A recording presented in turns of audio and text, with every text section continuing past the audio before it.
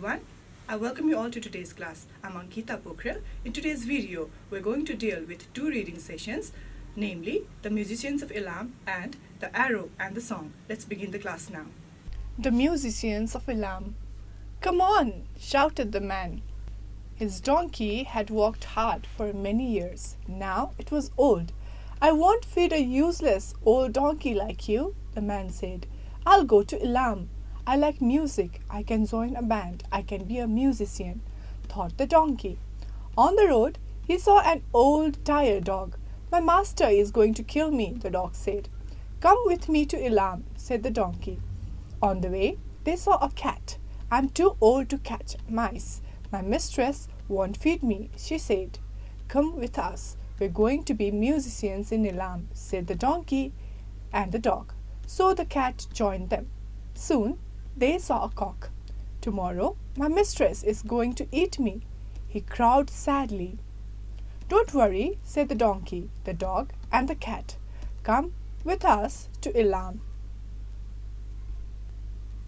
So the four friends went along the road to Ilam. When it was dark, they were in a big forest. They could see a small light. They walked towards the light. They came to a small house. They looked inside. There was a gang of thieves sitting round a table. They were eating a big meal and laughing and talking. "How can we get a meal like that?" said the animals. They made a plan. Silently, they climbed on each other's back. Then they all began to make noises. The donkey brayed, the dog barked, the cat meowed, and the cock crowed. And they jumped through the window. The thieves were terrified. They ran away into the forest. The four friends sat down at the table and ate the wonderful meal. Then they put out the light and went to sleep. The cock sat on the beam over the door. The cat lay near the fire. The dog lay behind the door. The donkey lay on straw on the front yard. The thieves were in the forest. They saw the light go out. Everything was quiet. "Why were we so frightened? Why did we run away?" they said. "I'll go and look at the house," said one of them. He went quietly to the house and opened the door. He saw the cat's bright eyes. He thought it was a fire. He poked his candle in the cat's eyes. He thought he could light the candle. The cat jumped up and scratched him with her claws. The thief ran back to the door. He stepped on the door in the dark. The dog bit his leg. The thief stumbled across the yard. The donkey kicked him, and the cock flew down, screeching, "Cock-a-doodle-doo!" The poor thief limped back into the forest. "What happened to you?" the other thieves asked. "Oh dear," he said, "there's a witch in the house. She scratched my face. There's a man with a knife behind the door. He stabbed me in the leg. In the yard there's a big monster. It hit me with a big stick, and there's a judge who shouted, 'Bring the thief to me.' I ran away as fast as I could." After this, the thieves went far away. They never came back. Then, what did the old four friends do? They never went to Ilam. The four good friends lived happily together in the same house in the forest forever. So the story, The Musicians of Ilam, is about four animals who are rejected by their masters and they decide to leave their homes in search of a better life. Who are the four animals? The donkey, the dog, the cat, and the cock. So the story's protagonist is the donkey, the main character. He is old and tired, but he is very resourceful and optimistic. He sees things positively. So the dog is a loyal and hardworking one who is facing mistreatment from his owner. The cat is a skilled hunter who is no longer able to catch mice due to old age. So it's a rooster. The cock is a rooster who is in danger of being eaten by his mistress. Okay, looking into the plot. So the story begins with the donkey being mistreated by his master, and he decides to leave and travels to Ilam. He hopes he would join a band of musicians. And along the way, he meets the dog, cat, and the rooster, the cock, who are facing similar problems. And they decide to travel together to Ilam. When they reach Ilam, they find a house with a group of thieves inside. The animals use their unique abilities to scare the thieves away. And then, when the thieves are away, they enjoy a delicious meal and find a safe place to sleep. What happens next? When the thieves run away, they decide to return back to the house as they see the light shut down. So in the process, one thief enters the house and mistakes the cat's glowing eyes for fire, and he tries to light his candle from them. But the cat attacks him. What happened next? The thief stumbles out and he trips over the dog, who bites his leg. Next, the donkey kicks him as he runs across the yard. And the rooster crows loudly, further scaring the thief. And after all this happens, the thief returns to his companions and then says that he encountered a witch, a man with a knife, a monster, and a person who declared that they should be punished. And he also exaggerates the dangers, making it sound like a kind of nightmare. And after hearing this, the thieves flee away, they run away from that place, and then they never return to the house, leaving the animals in peace. So finally, we have the happy ending of the story as the four friends decide to stay in the house in the forest. So what do you think could be the key takeaways from the story? The themes could be friendship. The animals come together to help each other and overcome their challenges. Another thing we come across is resourcefulness, as the animals use their individual skills and work together to outsmart the thieves, right? Also, we can see them finding a new beginning. The animals leave their old lives behind and find a new home and a new purpose. We could also go to the thing and note that fear can be dangerous. How?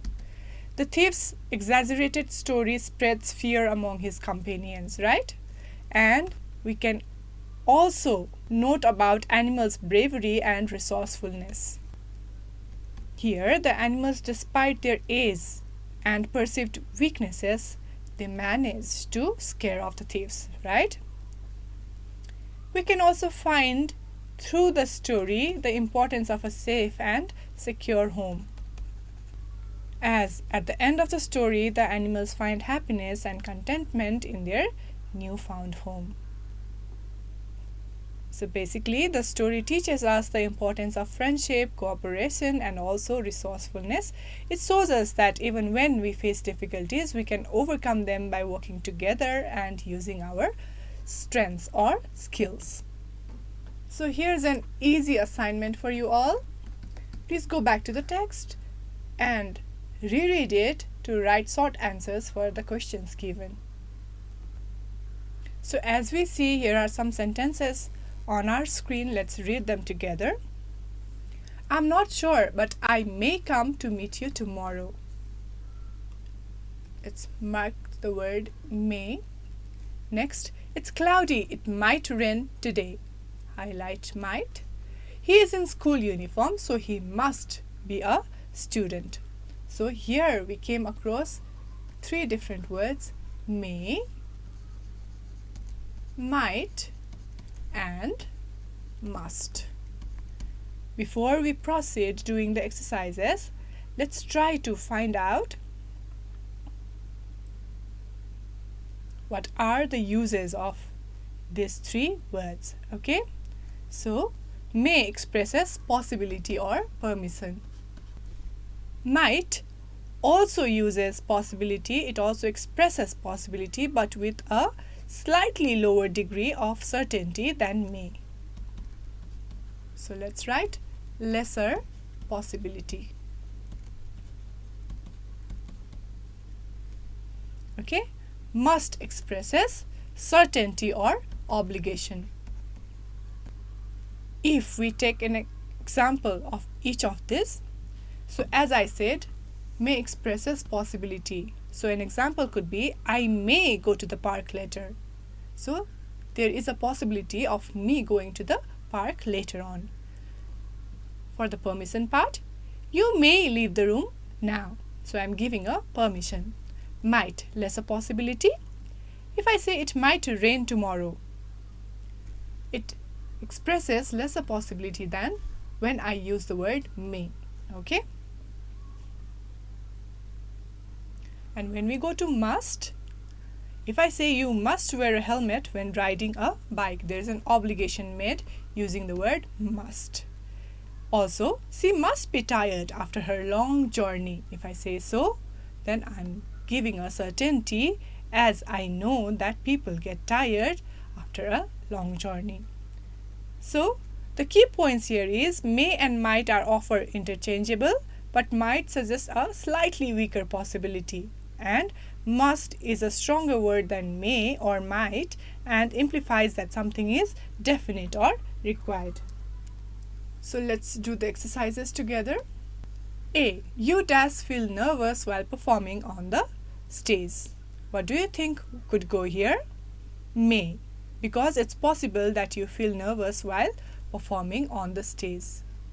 He is working very hard. He pass the exam. So,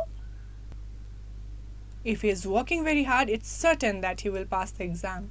Here, we can use must. They are not at home today. They have gone to college. Possibility, may have gone to college, as it's possible that they have gone to college as they are not at home. The sky is cloudy. It does rain in the evening. It's possible that it might rain in the evening as the sky is cloudy, so we use might. So students, since we have done the first 4 questions together, the remaining 4 is your assignment. Try doing it. So here we have a poem. Let's read it together. The Arrow and the Song. The Arrow and the Song. I shot an arrow into the air. It fell to earth, I knew not where. For so swiftly it flew, the sight could not follow it in its flight. I breathed a song into the air. It fell to earth, I knew not where. For who has sight so keen and strong that it can follow the flight of song? Long, long afterward in an oak I found the arrow still unbroke, and the song from beginning to end I found again in the heart of a friend.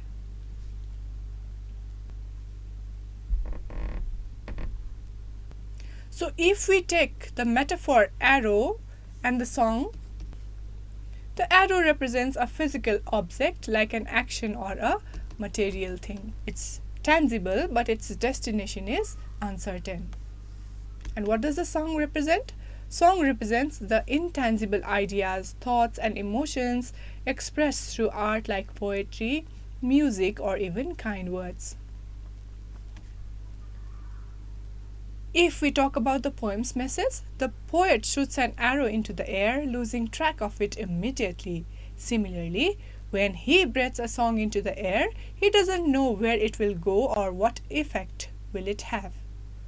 However, unlike the arrow, the song doesn't have a physical form.